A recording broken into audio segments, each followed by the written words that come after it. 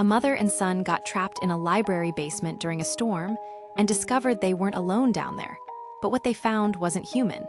And it was looking for something. It started as a simple library trip that turned into a nightmare when torrential rain forced Sarah and her 5-year-old son Jack to take shelter in the empty children's basement library.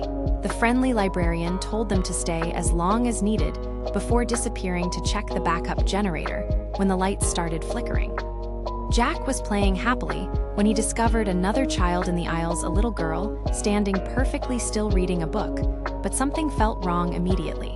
The girl never responded when spoken to, never turned around, and her parents were nowhere to be found. When the power finally went out, and Sarah used her phone's flashlight to check on the strange child, she found her peering out from behind a bookshelf before darting away. The girl began following them, walking backwards, while facing away, making horrible dragging footstep sounds, and wearing shoes that were far too big for her feet. When Sarah tried to leave with Jack, the door slammed shut and wouldn't open. The girl finally turned around, revealing hollow eye sockets, and began chanting, "Where are my shoes?" in a mechanical voice while clawing at Sarah's arm. Desperate Sarah pointed to their wet shoes by the table, and suddenly the lights returned and the door opened.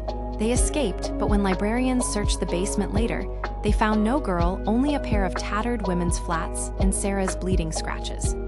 Research revealed a nonverbal autistic girl had died in that library a decade earlier, and she hated being barefoot.